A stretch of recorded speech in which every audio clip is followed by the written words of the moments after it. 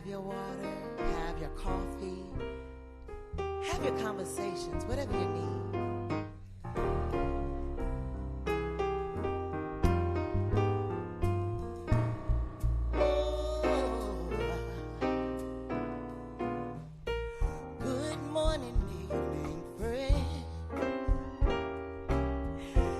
Your friendly announcer. I have serious news to pass to everybody. What I'm about to say is its possession, and it will if you let it.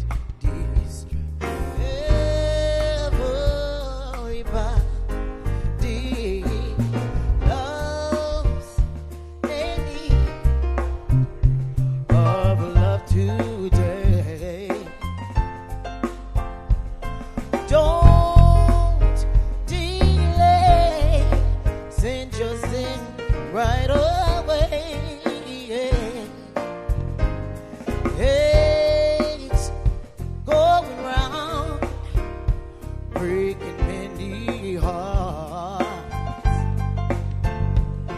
Stop it, please, before it's gone too far.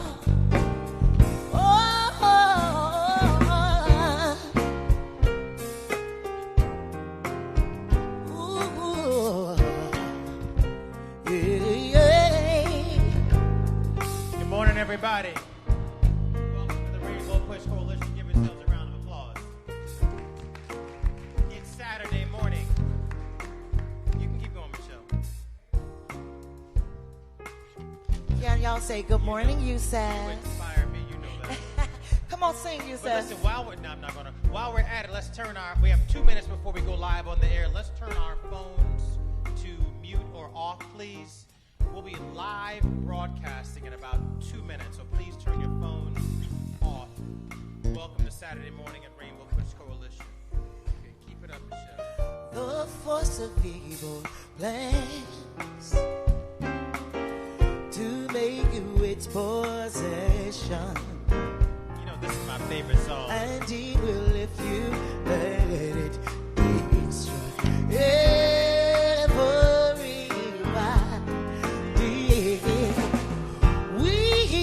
Must take it. Precautionary measures. If love and peace we treasure, then you kill me when I say lost and need of love today. Don't delay, send your sin right away. Okay, going round, breaking many hearts. Oh, stop it, please, before it's gone too far.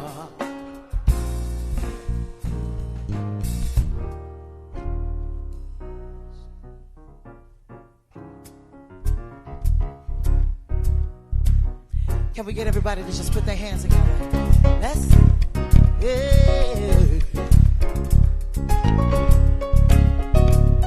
Come on, y'all, let's do it. Hey.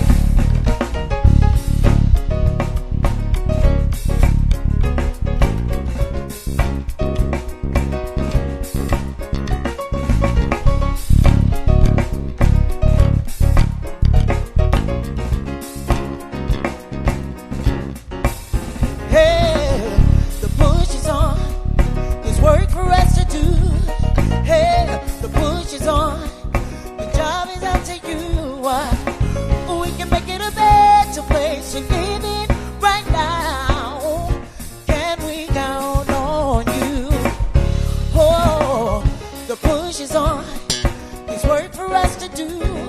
Hey, the push is on. what? We can make it a better place to live in right now. Can we count on you?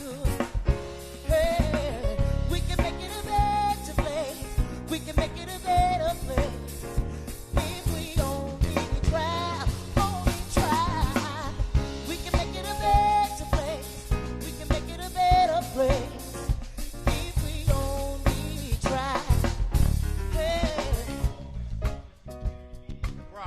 Here live at Dr. King's Workshop, 930 East 50th Street in Chicago's Hyde Park neighborhood. We are live on WVON 1690 on your AM dial, WJYS in Chicago, and on the Word Network, www.rainbowpush.org, Facebook, YouTube, and Instagram. But there's nothing like being here in person, participating with us, sharing in our unfiltered perspective, as we've shared every Saturday morning since Saturday, December 31st, 1971. In the tradition of our founder, Reverend Jesse L. Jackson Sr., our mission is to gain, protect, and defend civil rights and human rights, leveling the economic and educational playing fields, supporting justice and self-determination for all people. We know when we fight for right, we win, even against great odds. The push is on, the push is on, the push is on.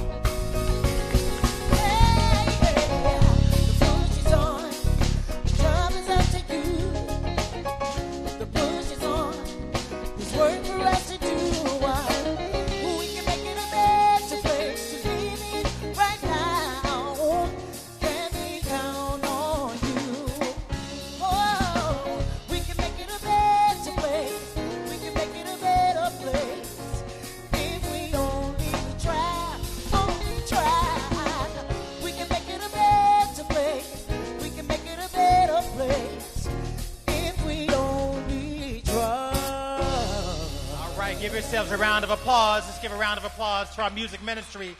Our band is especially on point this morning. Let's give it up to the band as they play our national anthem softly in the background. I want to offer a few moments into our morning reflection. This is an important time in our organization's history. This is an important time in our city. Let's be real still. Let's be real quiet as we meditate on these very, very serious issues. Today we have for you a diaspora of intellect and inspiration on the stage, both representing our city, our university community, our violence interrupters, our legal community, because it's going to take all of us to get through what we are going through. And Rainbow Push Coalition commits to continue to bring you our perspective on it. We won't always agree, but all these voices here must be heard. Be mindful today as we manage this process. The unemployment rate for our nation has ticked up to 4.3%. The African American unemployment rate is now 7.5%. That means, in spite of the progress we've made, we still remain among the last hired and the first fired. As we think about our school budgets, our $10.2 billion that our city is spending on our schools, that's $1 billion a month between August and June. In a working week, in a working month, 20 days in that month, that's $50 million a day. A week. $50 million a week we're spending on our schools.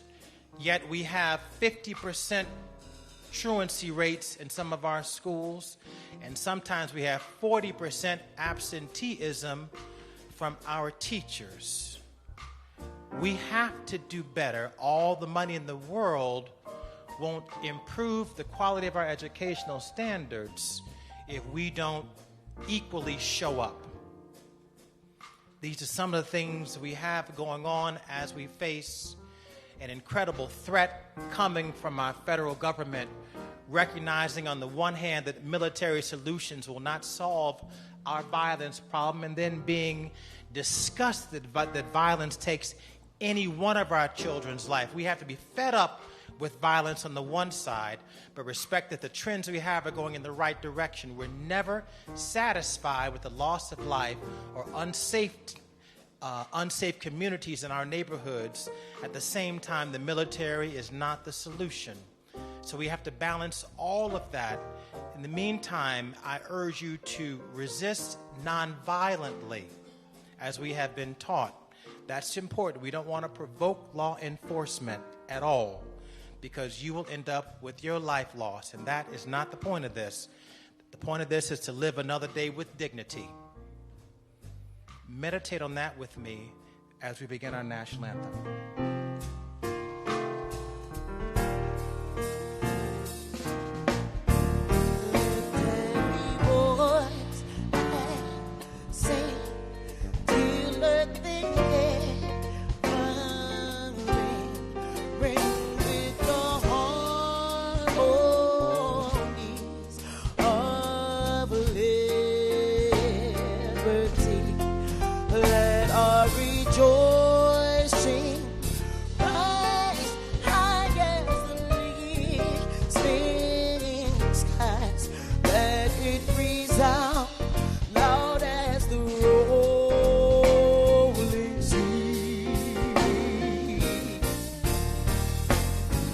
Sing a song full of the faith that the dark past has taught us. Sing a song full of the hope that the present has brought us. Facing the rising tide of our new day begun. Let us march on till victory is won.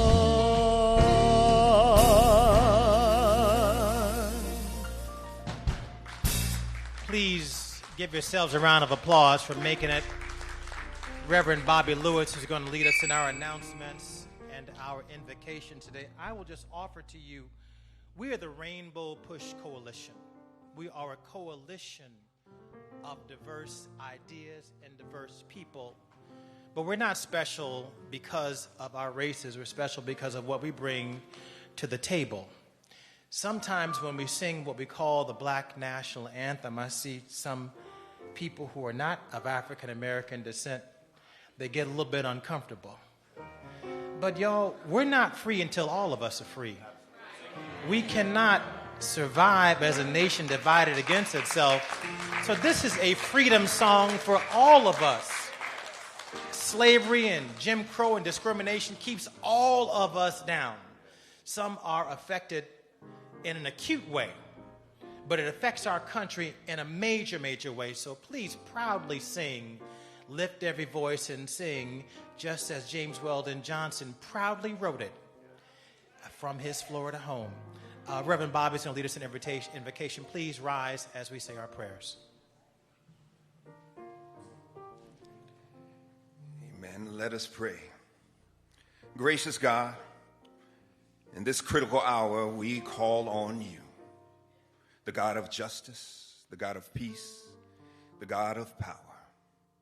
Our streets are tense, our communities are weary, and fear is rising, God, yet you have shown us a better way. The way of nonviolence, the way of love, the way of truth. Today, as we gather with purpose under the banner of the Rainbow Push Coalition, we reject the weapons of war and poison of gradualism. We embrace the fierce urgency of now, to teach peace, to live justice, to walk humbly, and to act boldly.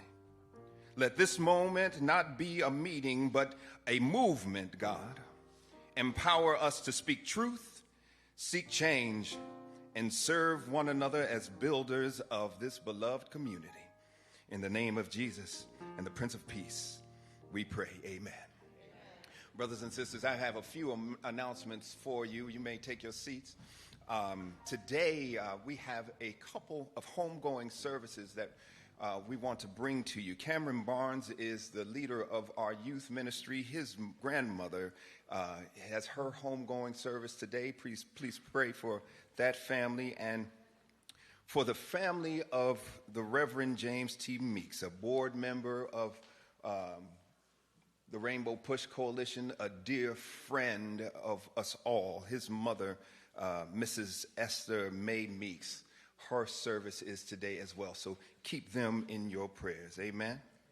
Amen. I want to remind you all to make Push a part of your Saturday rhythm. Part of your Saturday rhythm. Build it in. Make sure that we connect as a community each and every Saturday right here. There is a seat for you. Next Saturday, we have a wonderful event that I want to invite you all to participate in and tell some friends about. We are giving away over 2 semi-trailers of food. 2 semi-trailers of food, partnering with the Church of Jesus Christ of Latter-day Saints. We have butter, cheese, chicken, beef roast, ham, ground beef, beef franks, cooking oil, sugar, flour, spaghetti sauce, pancakes, spaghetti, maple syrup, and much more. This is a time for us to really fight the idea of food insecurities. So I want you to tell some friends. I want you to come out and volunteer with us next Saturday. Actually, the week will start next Thursday. The shipments come in on Thursday at morning, and we need some volunteers. We're looking for 50 volunteers for Thursday to come help us unload the trucks and then fill the bags for our service on Saturday, next Saturday. Can I get an amen, somebody? Someone who's willing to come and help? Somebody, yeah, you can applaud to that. Yes. And now I'd like to introduce a mighty young woman of God. I've had the privilege of working with both Yusef Jackson, and Yusef, thank you for your leadership, brother, and with Reverend Jeanette Wilson. I'm honored to work with. Reverend Jeanette is a powerful voice in our community. And at this moment, I'd like to bring her up, Miss Reverend Jeanette.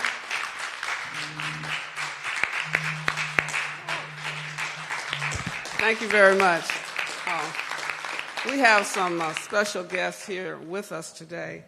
They're not speaking on the program. I want you to recognize Bishop Shirley Coleman, comes out of the Inglewood community, our former alderman. She's everywhere, all at the same time.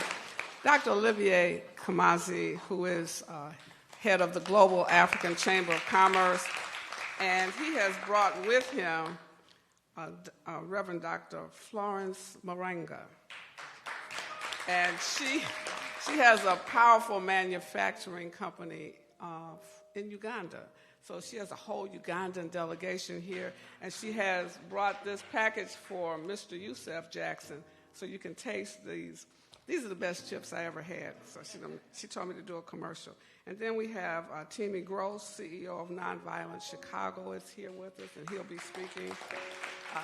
Dr. Marcia Dyson, who started here. She learned everything she forgot here at Rainbow Push. She's in advertising. She's been doing global things with women in the tradition of Mrs. Jacqueline Jackson. She's here with us. Give her a round of applause. And then we have with us our founder, the Reverend Jesse Jackson. Won't you give him a warm greeting? We're always pleased and happy when we see him with us. He's somebody that never gives up, never quits, never stops. We have a number of speakers because I know you're wondering, what is going on in Chicago? Are they here? What are we going to do when they come? How do we behave? What is on the agenda? Yusef gave you a context of we got violence inside, got violence on the outside, and so we want to look at who's doing what where in the city of Chicago. So you have some powerful speakers. We're going to start out with Matt DiMatteo. Matt DiMatteo, CEO of New Life. And he is the executive director of New Life Center, serving Chicago's youth since 2000. Matt helped grow New Life Center from a volunteer effort to 200 staff, 750 volunteers, now supporting 10,000 youth and families across Little Village, Humboldt Park. That deserves a Humboldt Park, Pilsen, Brighton Park, Midway. I want to know his secret. Ms. J, we need Matt to come and organize us 10,000 people that he's touching. So he's going to come and tell you what different groups have been meeting all this week, all last week, about what do we do now. Matt DeMond. Now. Morning, everybody. First, gratitude. Excited to be here amongst friends who we've walked with together, many for decades. But a just quick snapshot of the moment, right? We're all looking. This morning, I got 6 calls and texts from friends, neighbors. I live and serve in Little Village with my wife and 3 kids, and people are afraid right now. Somebody asked me, hey, my wife works in a factory. Should we go to work? 2 nights ago, we had a prayer vigil for a 20-year-old young man who was shot and killed. We're battling violence in our neighborhoods. We're battling federal invasion. We're battling what do we do in this moment. And I want to remind us that it's through peace, it's through love, it's through resistance that we'll get through. And so New Life, we have mentoring, after-school programs, sports and play, community violence intervention. We're feeding thousands of people each week. But those are the doors to relationship, and it's through the power of relationship that we'll make this through. I want to highlight Rami and Sierra, good friends. We've been working closely together, especially this week again. And as a city, as a state, with Beatrice, Ponce de Leon, and others, we're meeting daily about what we can do together. 5 core things we're thinking through. Messaging. What's the message for this moment? How do we stay united? What does collective action look like? What do we do in response to what's coming? What does jail response look like if people are taken in to these federal facilities? What does it look like to train our people? What does it look like to have know your rights? And then finally, legal action. How do we not only have legal action collectively, but to represent and care for our people? So in this moment, I'm calling on us really to come together collectively, the faith community, local organizations and teams. We're doing our best. The work was already hard in our day today. We were fighting for neighbors, for communities, seeing progress. I think we're seeing 80% drops in Little Village in shootings and homicides. We can celebrate that, but we're also burying 2 young people this week. And so it's pain, it's purpose, it's coming together in this moment. And a big shout out to Dr. Wilson for her leadership and love in this moment. So we stand together. We will get through this together. And final thing I'll say, this is not just a moment for this weekend, for this week, for this month. This is a movement that we're building together. This is how do we come together for the long term? How do we come together for the next weeks, months, and years? We're not coming for a flash pan quick moment to resist now, but how do we build a movement of peaceful resistance together? Much love. Thanks for having us. And so we want you to understand that this movement requires what Reverend Jackson talked about as the Rainbow Coalition, the Rainbow Push Coalition. We're not just black people with problems. We're not just Latinos with problems. It's all of us. And until all of us come together, we can't get to the solution. It's outside and inside. Every mother that lost a child this week, it doesn't matter if you say 80% didn't, but it's the 20% that did. And so I want you to hear from Rami Namashibi, Inner City Muslim Network. He is the Opus Prize laureate. He holds a PhD in sociology from the University of Chicago and has taught at several universities, including Chicago Theological Seminary, where Reverend Jackson went. He's one of the most recognized Muslims in the nation. He's every man, and so I want you to greet warmly Rami Namashibi. Assalamu alaikum. Peace and blessings be upon each and every one of you. The brother said, I want to start with this, because I came in and we have every Saturday morning, starting at the time of the early Muslim prayer, we do a gathering at Iman right there on 63rd in California. That means 5:30 in the morning. But we invite everyone. We have our Jewish neighbors there. We have folks from the church. We do our prayer, then we sit in a cipher. We call it the Sacred Cipher every Saturday morning. And then we pray for one another. We sit in a circle, everyone puts something in prayer. And then we have breakfast together. We break bread. It's been a long-standing tradition.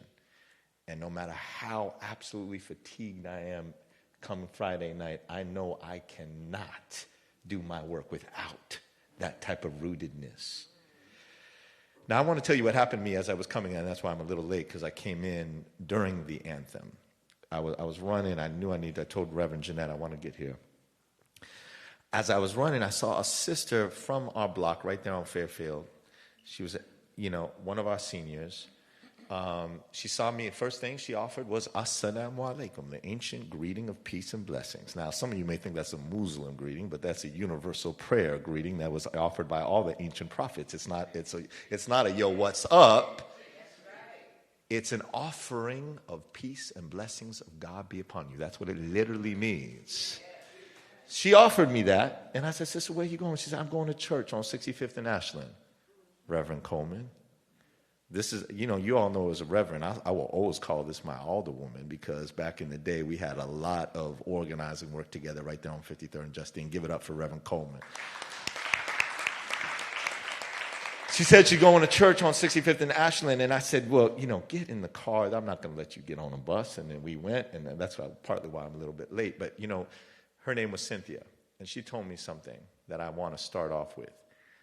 As I was getting her out of the church, she told me something that I think black women have been telling people in this country for over 400 years. She said, baby, whenever you feel you are up against the enemy and you feel overwhelmed, know that Sister Cynthia got you in prayer. Now, I just met Sister Cynthia last year, but Cynthia's praying for me. The way black women have been praying and struggling and fighting for people in this country for 400 years. So when you say, don't feel uncomfortable raising your fist for lift every voice, I can tell you, this grandson of a Palestinian refugee that came to the south side of Chicago, I know I am not free until we are all free, until black folks are free, until black women who have led us to that freedom. Give it up for Reverend Jeanette. Give it up for my Reverend Sierra. Give it up for Reverend Coleman. And all the black women that have been leading us, like Reverend Cynthia, whether you know their name or not, they've been holding us in prayer. They have been keeping us in prayer. And they're the reason why in this moment we cannot acquiesce to the threat of fear. In our tradition, it says, the believer, la khawfun alayhim wa la yahzanun. They will not be overwhelmed by incapacitating fear or sadness. The enemy, seen and unseen, threatens people with fear. They try to silence us with fear, separate us with fear, scare us into our little corners, prevent us from speaking out and seeing our stories in one another. People of faith have fought for centuries to say no. People like Phyllis Wheatley, who came to this country, was dragged from the shores of Africa, and you read her bio, the last thing she remembers of her mother in the Senegambia was her mother falling on her face in the middle of the night praying to her Creator. Phyllis Wheatley understood what people have been fighting for in the last 400, that we only bow and fall on our face for one thing and one thing only, and that is the Creator of the heavens and the universe. And while people will try to position themselves as gods, back in the day certain people had a God complex. We see that very clearly. Yet we are reminded time and time again that we cannot acquiesce to that fear. That even when it shudders us, and certainly we are human and we can feel afraid, but we cannot acquiesce to fear. And we need one another. We need the Sister Cynthias of the world to hold us, to allow us to cry on their shoulder and then get right back into the battlefield. As Matt said the other day, this is a spiritual war. And it will test the spiritual mettle of our communities. And now, like the Reverend Jesse Jackson, may God continue to pour blessings on him, because many of us are not here without the legacy of Operation Push. I include myself. My mother growing up in a neighborhood, Marquette Park, where I bought my first house, where I raised my kids, where my grandmother worked at Nabisco. Jesse Jackson was marching with King in Marquette Park on August 5th, 1966, confronting the evil that King came here to expose. And that evil continues to try to scare us, to try to intimidate us, and to silence us. And so I, as your grandson of Palestinian refugees that came to the South Side, I'm here with my brothers and sisters of all faiths and all communities to say, truly, we are not free until we are all free. We are not safe until we are all safe. Each of us are connected, and all our teachings teach us that. And I'm so absolutely privileged to be able to be up here with the types of people that we have worked with for now years on street violence, on community health, on organizing, on all the work that we continue to do. And as Sierra and others will tell you, Monday morning we are gathering at Daly Plaza, 9:30, to be absolutely clear, and we invite you all to join with us, to say proudly and boldly, faith over fear. Faith over fear. We don't need your troops over here. Faith over fear. That's all we need, is to lean into our faith in this moment, and especially in this moment, and not to be incited by those who want to incite us and further inflame us, and to stand with one another. So we ask you to stand with us and to pray with us and to be with us in this moment. And I continue to be in service with you and in struggle with you towards that promised land that once was promised to us and that we will continue to fight for, whether it's on the west side or the West Bank. We are not free until we are all free. Peace and blessings. Assalamu alaikum.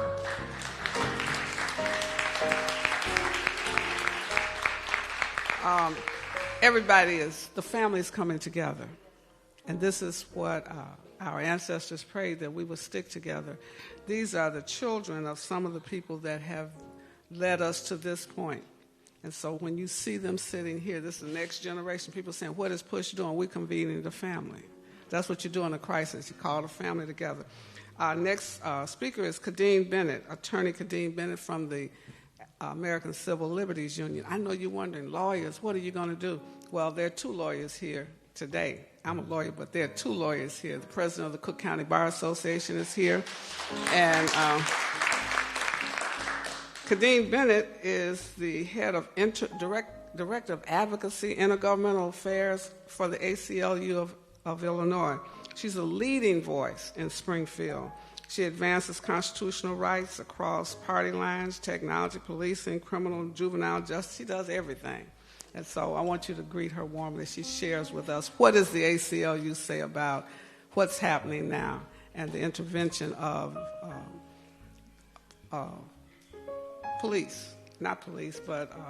troops into our cities. Thank you very much. I really appreciate being here. I have to apologize. I'm going to be reading because, as all of you, my brain is just full of information, and we've been thinking a lot about these issues. I want to thank you for the invite, but I also want to shout out to Betty Magnus, who was my first introduction to PUSH when I first got here. We've worked on legislation together, including allowing people to vote in jails. So I want to give you a shout out, Betty. I think it's important to remember that the Trump's administration promised to surge federal forces and possibly the National Guard into Chicago is an authoritarian action that is not justified by any emergency or situation in the city. These actions are part of the administration's determination to intimidate and coerce anyone and any entity that disagrees with its unpopular political agenda. It is not justified, it is not right, and I think it's always important to start there and end there. We're committed at the ACLU to ensure that this action is not a cover for limiting critical constitutional rights in the city of Chicago. You know, we're learning a lot from what's happening in other states, including LA and DC, and the stepped up militaristic enforcement of federal civil immigration law and the possible use of National Guard, as we saw in LA, will be cruel and focus on Black and brown residents of the city, regardless of their immigration status. What we saw in LA is a prelude to what we're likely to see in Chicago. In LA, militaristic federal civil enforcement did not focus on people with criminal records or the worst of the worst. Rather, it focused on neighborhoods and locations where people of color tended to live, shop, and work. One Home Depot parking lot where day workers gathered each day was targeted more than 10 times with escalating force. In one high-profile instance, the National Guard and other forces drove mechanized military vehicles through a public park, that was MacArthur Park, in a show of force intended to intimidate the people who regularly used the park.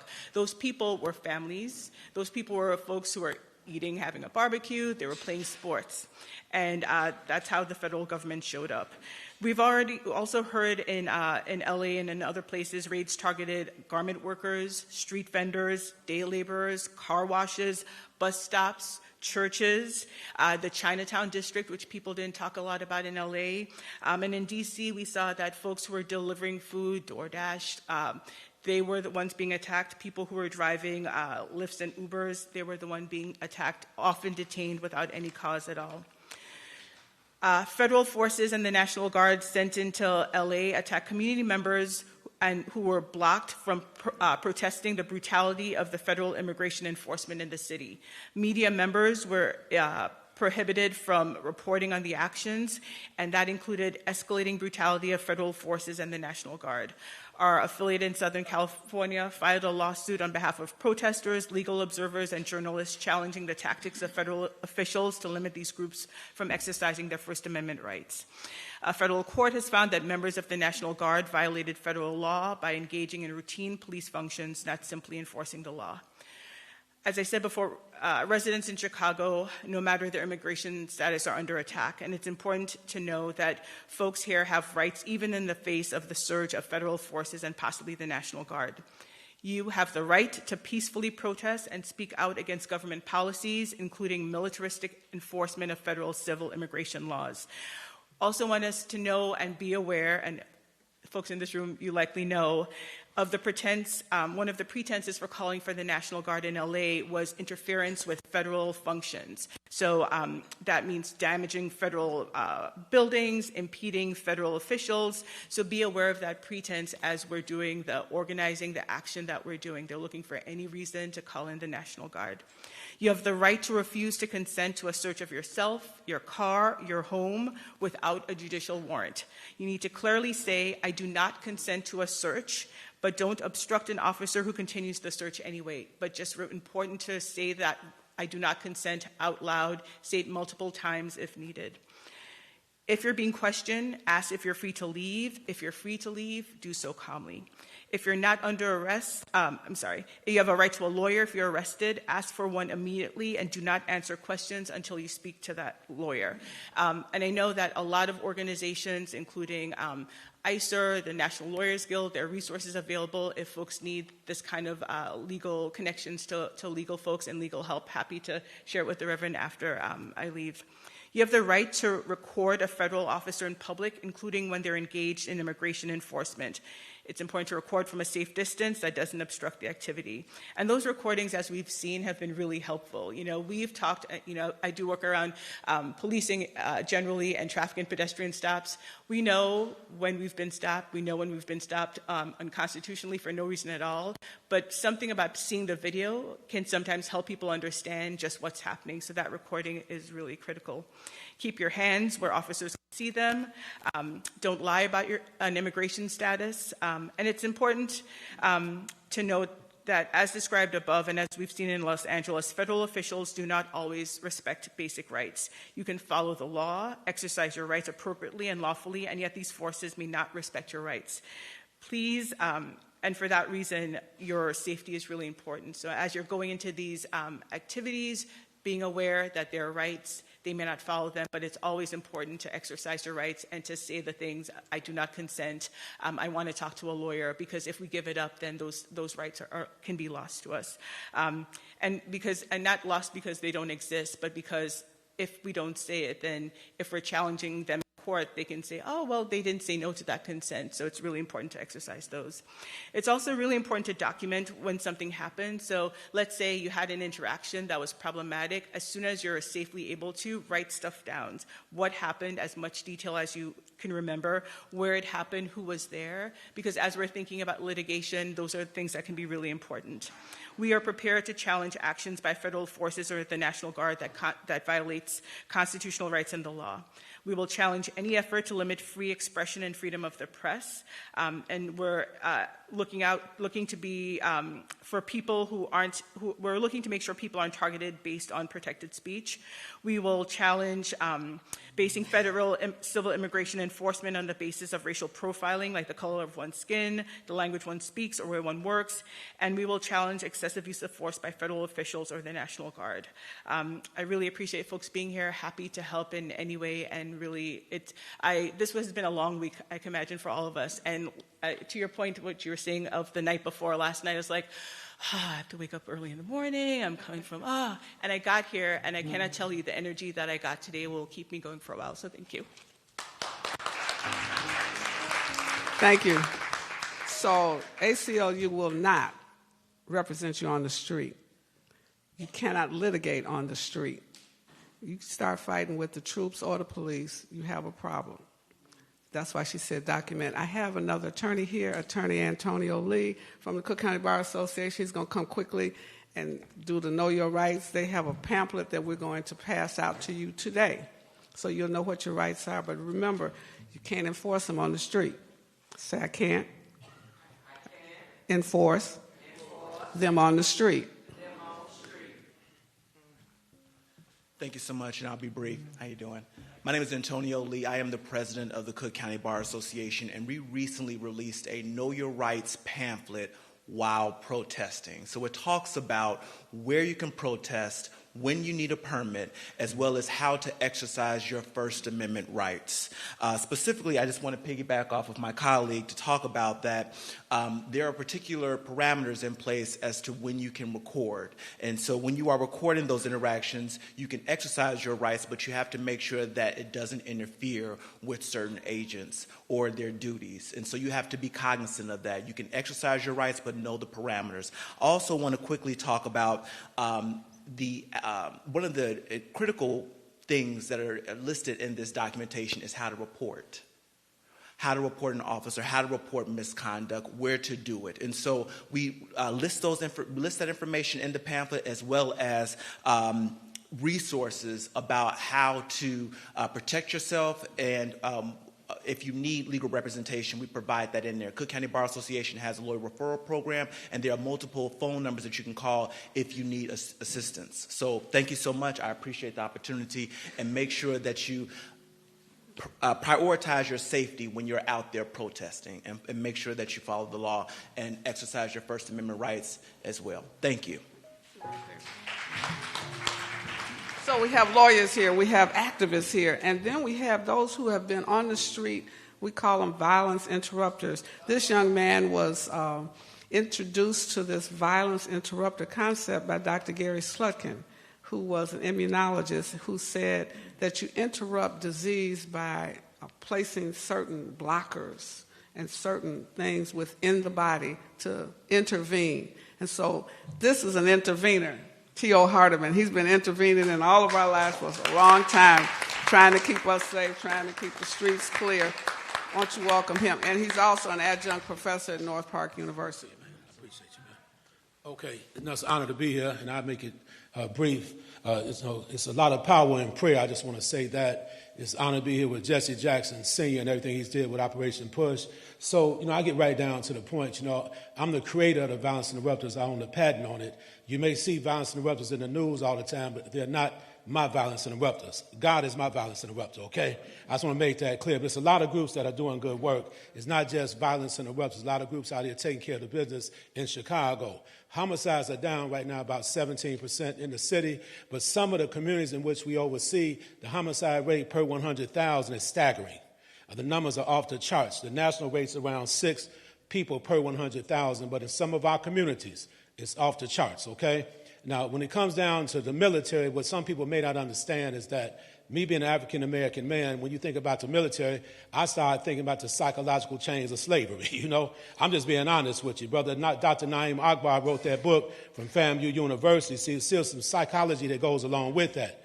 Even when I get pulled over by the police, my mind goes right to revolutionary mode. That's just in my blood and in my spirit. You know, I was born revolutionary. But we have work to do. The good thing about it, I believe that God is bringing everybody together from every level of society, and we just have more work to do. More work has to be done, in other words. Just yesterday, last night, I kid you not, had a conflict. A guy was about to kill 2 young guys over some hearsay. Hearsay, all right? I get one side together at the table. They brought the hearsay to me, and they said they was going to back it up. Now, the guy that they was playing with had killed somebody before, okay? I talked to him individually. He said he willing to come to the table with them guys with the hearsay. You know what happened. When I set everything up, the guys with the hearsay didn't show up at the table. And my man, I had to grab him and console his brother. A grown man, I had to hug him because he's crying. He wanted to kill him, seriously. He wanted to kill these guys, and I stopped him in his tracks because that's what God gave me to do. There's a lot of people out there that do this kind of work, and this work is not for the faint at heart. Do not try it at home. I'm just being honest with you. You cannot play with these guys out here. But these young brothers need a lot of help on the streets of Chicago because the brother really dealing with trauma. And after I talked to him about it, he was in a bad situation. His girl had just left him, so that was on his mind just the same. So imagine the National Guard pulling up on that brother. You're going to have a problem. Because these young brothers are not really scared out there. They're not scared. So in order to promote peace and goodwill with everybody, let's unify the way we're doing here today on a professional level and on a street level and do the best we can to save lives. More lives need to be saved. So when you get finished talking, Chicago is still the only city, even though we're not in the top 10 for homicides, but we're the only city with more homicides than any other city in the United States right now. And we want to get that number down. This year, I believe that Chicago is going to, for the first time in 60-plus years, we will be under 400 homicides. I'm telling you right now, it's combined effort. It's not just about violence and weapons. It's about all of us. I want to make that clear. All of us. But we might find ourselves under 400 homicides for the first time in 60 years. And that's major. And see, the National Guard didn't do that. And Donald Trump is a dictator. He wants to be like Putin. He wants to be like the president. I cannot pronounce the president of North Korea's name that good, but he wants to be like that guy over there. So we have to say no to Donald Trump and his dictator type of mindset, right? Because he doesn't understand the psychological chains of slavery. He'll never understand Fred Hampton Sr. He'll never understand Huey P. Newton. He'll never understand Malcolm X. He's not going to understand the kind of brothers and sisters that have stood up for us, right? He'll never understand the mindset of Jesse Jackson Sr. or Angela Davis. He'll never understand that lady, okay? So I just want you all to know I'm with you. We're going to stay strong, do the best we can do. I can go on and on, but I'm going to stop now. But God gives me some strong energy. I'm just being straight up with you. It's just the way it is, okay? Appreciate you. Yeah, my man. Take care, my brother. All right. They're going to come back another time. I know you're wondering, what is the city doing? How are we being prepared? I want you to meet the head of the Migrant Immigration Affairs for the city of Chicago, Beatrice Ponce de Leon. I like saying that name. Thank you. Thank you. Good morning. Muy buenos días. Buenos días. I am Beatriz Ponce de Leon. I'm the Deputy Mayor for Immigrant, Migrant, and Refugee Rights for the city of Chicago. But more than that, I am a public servant. I work for the city and I work for Chicago, and I'm proud to be a part of the Johnson administration. Yes, thank you.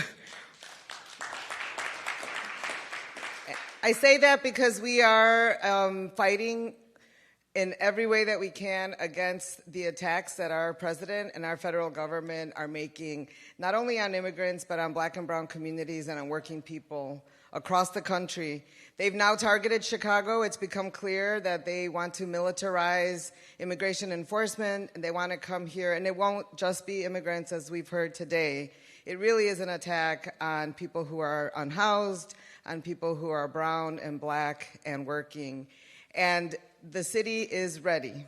I want to share that and say that again. I think our city, Chicago, is ready. Not just city with a capital C, the government, but our city as a whole. Because Chicago is a city that has fought for workers' rights, for immigrant rights, for LGBTQ plus rights, for civil rights, and for human rights. And places like Rainbow Push and like so many who are here today have shown that over and over.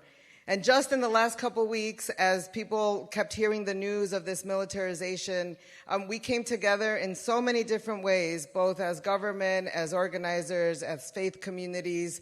And it is remarkable how quickly we are coalescing and really leaning into our shared humanity. Mayor Johnson says often, this president is trying to divide us because when we're divided, we're easier to conquer.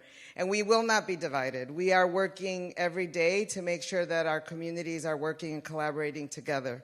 I want to share a little bit about what the city is doing specifically that is pushing back. We're not a city that's going to take this lying down, and we're not going to back down. So just on Saturday of last week, the mayor signed an executive order. It's an executive order that launched a new initiative called Protecting Chicago.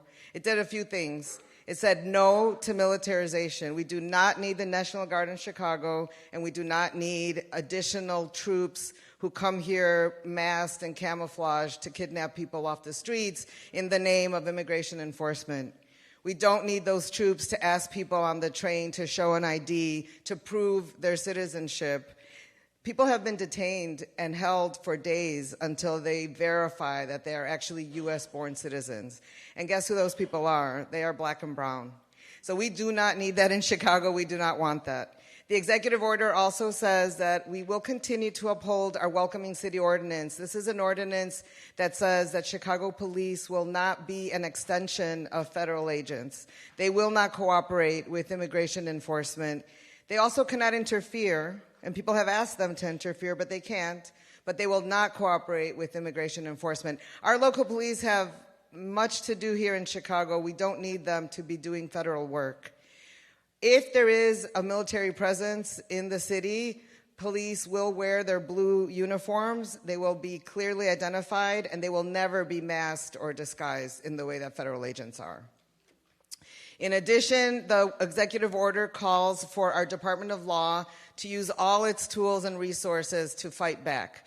That means lawsuits, that means joining with other cities, and it also means looking proactively at what else we can do legislatively and with litigation.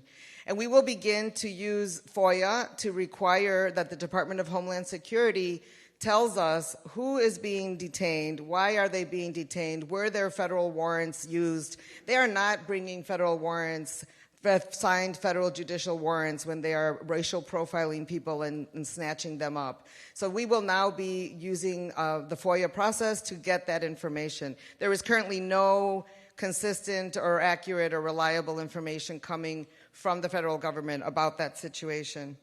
And then finally, launching the Protecting Chicago initiative, which will be a place that we are rounding up information like our Know Your Rights campaign, which we blasted on CTA billboards over the last few months. We also have a family preparedness plan, an awareness campaign. Imagine you're separated from your family because you got snatched up on your way to work, or you dropped your child off at school, and when you come back to your car, there are agents there that are taking you away. Families need to be prepared. That means the possibility of giving guardianship to someone for their children. It means getting a power of attorney to take care of their financial matters. It means having all their legal documents in place. And it means staying connected to organizations that can support them, like the Illinois Coalition for Immigrant and Refugee Rights. Those are so important, and right now, so many of our community partners and others are pushing out that same information. But as we move forward, we know that this is, again, not just an immigrant situation. This is going to impact all of us. And so the Know Your Rights materials that have been shared today, the family preparedness materials, those are really materials that anyone in Chicago can use if you feel at risk or vulnerable from these potential attacks. I want to say a couple more things. The month of September is Mexican Independence Day month, and there are lots of celebrations. A major one was just canceled by the organizers. They feared for the community. but the Mexican parade in Little Village will continue. We strongly support these celebrations continuing and giving people individual choice about whether or not they want to participate. And so I invite all of you to join in those celebrations, because the more people are out there, the more we show that unity and that support. And then one last thing, if you ever see something and want to share that, please call the ICER hotline. That number is 855-435-7693. And it is a place where you can report any of this information, and they will follow up. If I have 30 more seconds, I want to acknowledge the power of prayer. 6 years ago, I went through cancer, and two people here, Rami and Matt, have reached out over that time and shared that they were praying for me. And I know those prayers, not just from the two of you, but from so many friends and family, made a difference. And yesterday, I found out that I'm now 5.5 years cancer-free. Thank you.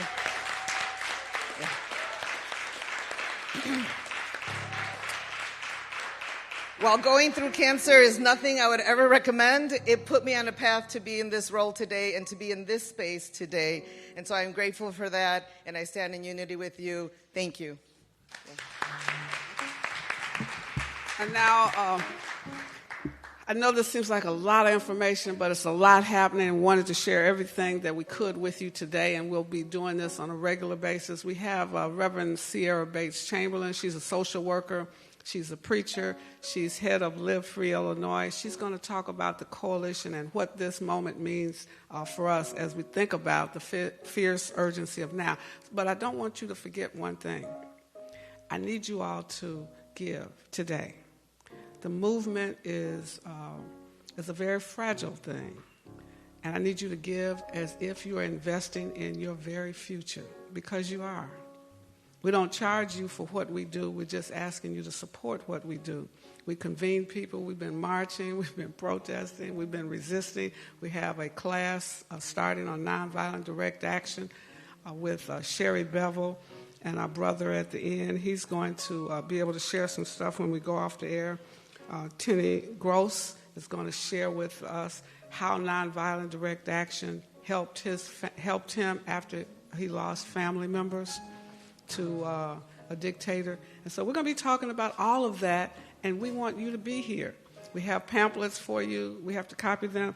But before we get to any of that, I want Reverend Sierra Bates Chamberlain to come. Live Free Illinois. Give her a round of applause.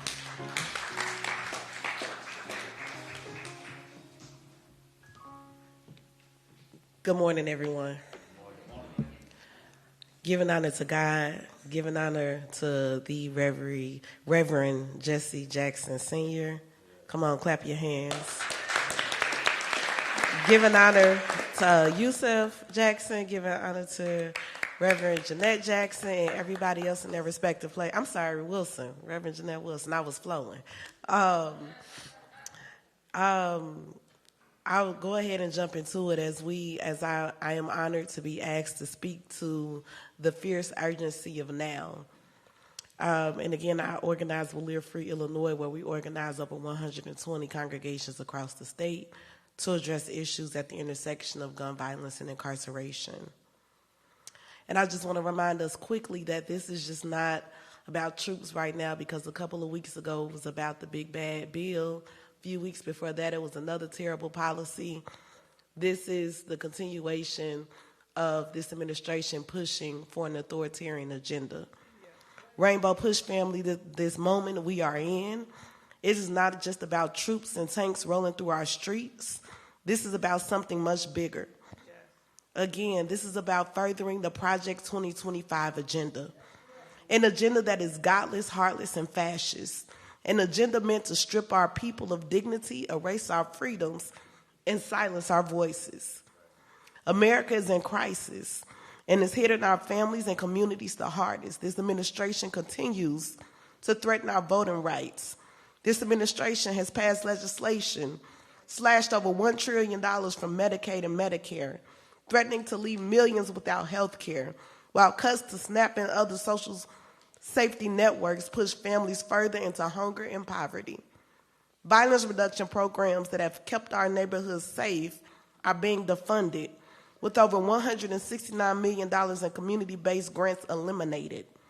And DEI initiatives are being rolled back, erasing progress in education and workplace equity.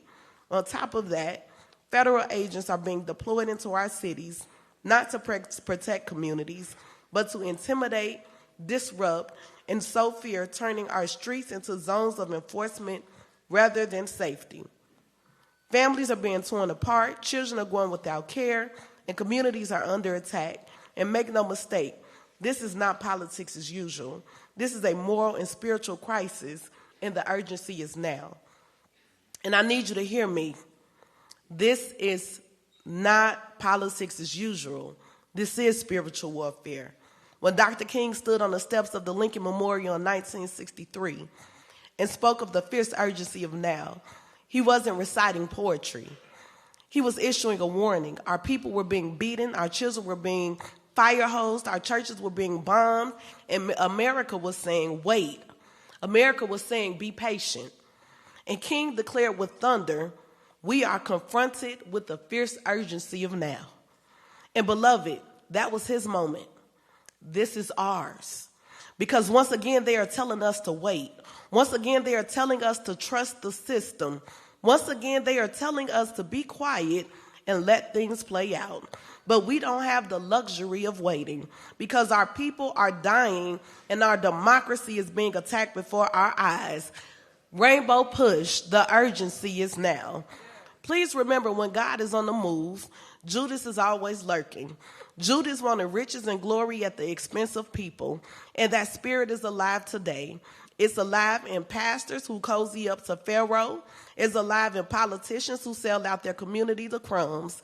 And hear me today, fractured coalitions and weak links will break us. If a pastor, a bishop, a community leader stands with this administration, a godless, heartless, fascist administration, we got to call it out. We ignored it yesterday, but we cannot ignore it today. If I wasn't at Push, I would at some people, but I'm going to be respectful. You got to at people and begin to tag them. The fierce urgency is now. Let me remind you, even Hitler had crumb snatchers. Even Pharaoh had sellouts. You are either for the people or against the people, and we have to combat the misinformation being fed to our people. The urgency, my brothers and sisters, is now. So I want to leave us with 3 points. I promise you this is going to all be wrapped up within my 7 minutes. We have to be rooted in God. We must center ourselves spiritually and emotionally. If you don't get rooted, you will get swept away. The Bible says, be sober, be vigilant, because the enemy wants to distract you. The enemy wants to deceive you. The enemy wants to dangle crumbs in front of you and make you forget God's promises of the feast. And hear me, this is a marathon, not a sprint. We have to prepare ourselves to stand against the hard storms and resist evil. You got to have the spiritual capacity to resist that $5,000 check when they want to sing at your church, shake your hand, and whisper into the people's ear. You have to be able to resist when they try to turn you into a paid operative. The resistance begins with being spiritually grounded and rooted in God. We got to pray like never before. We got to fast like never before. We have to be rooted in God. Secondly, we must rise up and build real people power. Engaged and politicized people. Right now, too many of our people are arguing about parties instead of building power. Listen and listen closely. If we think black people will ever find salvation in either party, we will be disappointed every single time, black people, unless we organize. We have to educate our people that power is not about being loud or alone. It's about being organized and aligned. Power means moving people into office who share our values and not stopping there. It means holding them accountable while they are in office, because elected officials must be held accountable. This administration does not share our values. This is not about budgets. This is about dismantling this democracy as we know it. And if we don't throw our all into this fight, if we don't make the phone calls, knock the doors, cook the chicken, build the social justice ministry, show up for the marches, make the sacrifices, if we don't respect the power building of black women, if we don't rise up and build power, then our children will still be fighting the battles that they were fighting in the 1960s. And shame on us if we allow that to happen. Hear me. We are positioned to win if we rise together, because a disorganized truth cannot defeat an organized lie. We got to organize and we can't be fractured. And finally, we got to rebuke the enemy. We got to cast the enemy out. The Bible does not say negotiate with the enemy. It does not say compromise with the enemy. It says to rebuke it. But let me remind you of the 7 sons of Sceva, and I know I'm moving quickly. They tried to rebuke demons without power, without praying and without God, and the demons whipped they behind naked. And if we try to fight fascism without God, if we try to fight white supremacy without the people, if we try to fight this administration divided, we too will get our behinds whooped. But when we are rooted in God, when we are rising together, and when we stand as one voice, the enemy got to flee. So I asked you, Rainbow Push, I ask you, family, my call today, my call for action for you is to stay rooted, to rise up, and don't let the devil fracture our coalition. We will win, we will rise up, and we gonna cast this devil out of office. Thank you, Sierra Base Chamberlain. Now, you've heard all of these people. You see that there's a spirit of unity, a spirit of prayer and peace. And so now I need you to invest right now. I know that there are several of you that can afford to give us $100. I need you to raise your hand if you've already given. If you haven't given, raise your hand. If you could give $100. I need 10 people today. Because, see, Reverend Jackson's going to call back and ask. Okay, I see 3, 4, 5, 6, 7. I need 3 more. Give $100 up here. Okay, there we go. We got it. Now, I'm not done yet. I need 10 people that can give $50. I see 1. I need 10 more people, 9 more people. 2. I see 3, 4, 5. Come on now. I ain't too proud to beg. You know, because see, if you would go to a concert, the tickets start at all right. Thank you. Tickets start at $100, and you got to wait through all this stuff. Those of you who will give a push membership $35, raise your hand. Those who will give something, raise your hand. Whatever it is, not equal gifts is equal sacrifice. Now, we're going to be having several classes in nonviolent resistance, direct action, and I want you to be a part of it. You need to call your young people. Anybody between the ages of 15 and 30 need to know how to act on the street today. So we're going to start at the Cook County Bar. I'll be here on the 20th with several classes. We have our brother here. I want him to tell you his story while you're giving. This will inspire you, I believe. It inspired me when I heard it. Tenny Gross, he has a story, Mrs. Jackson, that is unbelievable. And he's still here to fight one more day. Did you enjoy the program so far? Thank you. We are rebuilding the movement, and if you want to be part of the movement for change, if you want to learn how to resist, you're going to have to come to Push every Saturday, because right after the broadcast, we have Sherry Bevel. Dr. Sherry Bevel will be teaching, as others will, how to resist and keep your life. This is not easy. How to resist and make a difference. How to challenge the system respectfully, prayerfully. Y'all with me? So I want you to invite, next week we're giving away the food, but the following week, on the 20th, we're going to have a major class here for you from 12 to 2. We have to prepare. Can't go out on the street just talking. Timmy, come on. Tenny, your name Tenny? Tenny Gross? Tenny Gross. Thank you. Good morning. It's good to be here. It's a heavy time too. So I sometimes feel like, how do I belong here? But we do all belong, right? So I'm a son of 2 refugees. And because they were refugees, Rami's mother was a refugee, right? I'll explain in a minute. I'm an Israeli. My grandmother, I was just in June, I took my 2 sons to Croatia. They wanted to see where my parents were born. And my grandmother was raped and hand-tied and thrown into the river Sava by fascists. So I'm grateful to Sierra. I'm on her board because she's a fearless leader who used the F word, fascists. You don't compromise with fascists. They will kill your family. I never had grandparents. And they're merciless. In fact, the Croatian fascists made the Germans say, wow, they really hate the Jews more than we do. Right? And that's what fascism does. Doesn't see you as a human being. See you as indispensable. And my trauma has caused Rami's family's trauma. Right? And that's why we do need to stand together. And when 2 a.m. as an Israeli soldier, I was running through a refugee camp in the West Bank.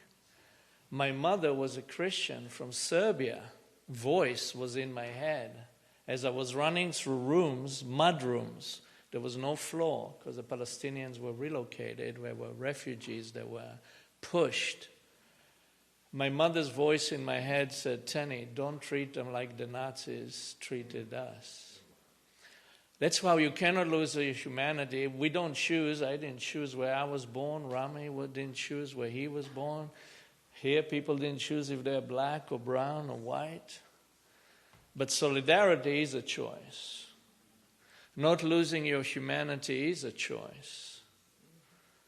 When I'm in Israel, I demonstrate on Saturdays with the rest of my people against the government. Prime Minister of Israel had a role with the assassination of Rabin, who tried to negotiate and create peace with the Palestinians. And here, it's no different. We all have a role to play. As people were saying here, and we're all quoting King, none of us is free until we're all free. Right? So I've been recruited by a Pentecostal church 35 years ago when I was a student in Boston, in Dorchester, during the crack epidemic, to be an outreach worker. I didn't intend that. I didn't choose a career. I was studying art and philosophy. I kind of thought maybe I am faint of heart. I'm tired of the military. I wanted to have a different life. My parents said, don't get involved in any of their American issues. But Reverend Eugene Rivers had a different plan.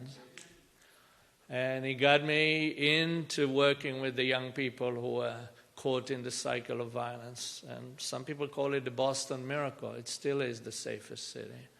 And it was clergy coming together. It was outreach workers. It was others coming together who cared and refused to write people off as gang members. No, they're someone's child. They did not land him from Mars. They are children, and years of disinvestment caused them. We understand what it takes, what you will take. We know it from the Jews in the ghettos of Europe. And we know that some of our people sold our people to the Germans because they were told, you got to give me 300 people a day for the trucks. And we knew they went to the gas chambers. So we knew when you put under pressure, some of us will succumb. And then I was recruited by a Catholic church to Rhode Island to start a Nonviolence Institute. And there we made changes. Very corrupt city. The mayor went twice to jail. Corruption affects that too. And we changed that city. And eventually I was recruited to Chicago because I knew a lot of the people who were doing outreach here. What did we do in Chicago? So Chicago in the last 60 years, 40,000 homicides. To give you perspective, that's more killing, more death than Israelis died in the last 75 years in all our wars. One city. If 82% is African Americans, you have lost more people in this one city than many countries did. And that is years of neglect and disinvestment and locking people up and breaking families up. So what we've been building together, started some of it with outreach here as well, and interrupters, and building on it in the last 9 years, what we've done, we brought a lot of groups together. There's now 2,000 people between staff and people who are on stipend, participants, 2,000 who are now involved in peace operations. That is people who were excluded from the economy because of their race and their backgrounds, criminal backgrounds. They're now involved and employed, and some of them are in college. The last 9 years, and you've got to give credit, sometimes we don't like to do that, for foundations, the business community, the government has invested in those most disinvested people in our city, almost $1 billion. That's what happens when you work together. And we're going to sustain it and maintain it. These are the courageous people who 24 hours a day respond to shooting. They mediate, like Tio was mentioning. They're courageous. We had 3 days ago someone shot and killed a participant outside of our office in the morning as he was going to see his girlfriend. That is a constant in our life. But we got to do this kind of investment in people. That is the way to reduce violence. It worked in other cities. It's working here. It's not a miracle, and we do not invite an occupying army. The government can help. Stop cutting the $800 million around the country for people in black and brown communities saving their own communities. Stop doing that. Let's start with that. You can go and trace the guns. Chicago police get 13,000 guns a year out of the city. It doesn't make a difference. We have so many floods from Indiana and other places. Stop the gun. You want to put federal troops? Put them at the border. Who is bringing guns to our kids? Our kids often carry guns because they're afraid of other kids. Makes sense. I understand that. You need me to wrap up. Nonviolence is really for courageous people. I learned it the hard way. I used an Uzi and an M16. At some point I realized everyone in this room and beyond is made of meat. Takes no courage to shoot someone. To build, to restore, takes a lot more courage. Thank you.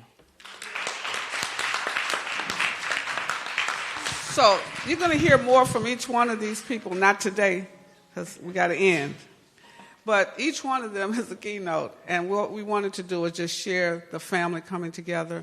Dr. Sherry Bevel would like to meet with those of you who want to learn nonviolence right after this. Third thing, some of you just didn't give anything yet. You know there's a QR code on the envelope. Hold up your envelope. There's a QR code. You take a picture of the QR code, because I know you're looking for Cash App. We don't have that. I know you're looking for Zelle. We don't have that. But if you go to the QR code, you can do that. Or you can text the word PUSH, 41444. Text the word PUSH to 41444. Or you could go old school, reach in your pocket and get the cash. Or you can write a check. Anyone still waiting to give? They're holding up envelopes. They're walking around. They'll come and get it. You don't have to walk like they do in church. Can you play anything that sounds like giving? There you go. Make them happy. Y'all ready to go? I'm going to tell them to close the door. It's a joke. Oh, you need a pen? Oh, who needs a pen? QR code is not working. Text the word PUSH, 41444. Don't do the QR code. Text the word PUSH to 41444. Text the word PUSH to 41444. I knew y'all having a problem with that. You need a pen. Ms. J?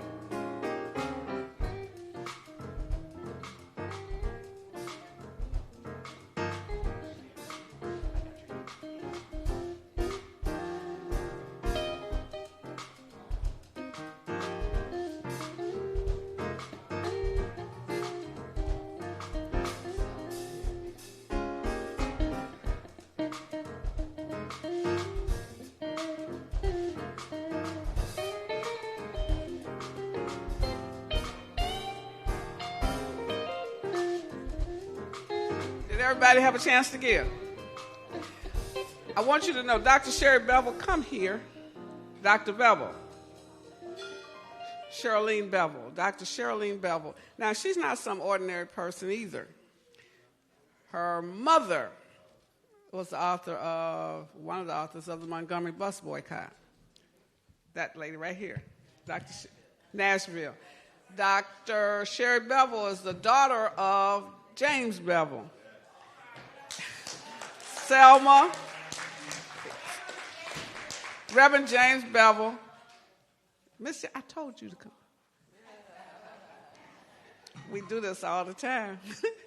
So I do want you to know you're not being taught by some aimless person. And she's been teaching nonviolent direct action over the years all across the world. So when you learn it from her, you will see it from different perspectives, different countries, but all based in the King philosophy, which is what PUSH is based in. That's why we're doing this. We are the center of nonviolent direct action. Dr. Bevel, she's going to meet right after this in this room. Those of you who are interested, you have people that should be trained in your family, in your block, on your job. Meet with her right here, right here. Okay, won't you stand? Dr. Bevel, you want to say something? Sure, I want to say this. I have to say this. Come here, to the mic. And then we're going to pray and leave. You going to lead us in prayer? After she finishes. I just want to say that in honor of my mother particularly, those of you who know her know that she was and still is very, very steadfast about whatever she believes in. And one of her frustrations is that nonviolence looks different in different contexts as far as how the word is used. It's a confusing term to start off with, but she was and is insistent that we use that label for social movements. And I will explain a little more about that now. So just like Christianity, it can mean personal salvation in some contexts, and they can all be related, and they can all have validity. But there are a set of tools that the example that I use most often is the civil rights movement. There are tools that came out of our people's struggles and struggles worldwide. And so we'll look at those and see how we can apply them. There's a training going on now that I'm really excited about, and it's called non-cooperation, if you hear that term, like how the people are actually holding up the society. We're actually holding up, people think of power as top-down, but when the unions withdraw their support of what's going on, when the church folks withdraw their support of what's going on, it cannot stand. So that's what we're going to be talking about today. All right. Join hands with someone wherever you are. Reverend Sierra Bates is going to lead us in a word of prayer. And those of you who are interested, and all of us should be and all of us need it, come up front. Go with me in prayer. God, we thank you. We glorify you for this moment. God, I pray that you would just light a fire in everybody in this room, everybody in this broadcast, God, that we would just have the fire of justice in our hearts and in our belly, God, and we will continue to fight for your people. And I ask that you repeat after me what I say unto one, I say unto all. Stay rooted in God. Rise up and build power. Rebuke and cast out the enemy. And we do this in Jesus' name. Amen. We're going to take a brief picture right here.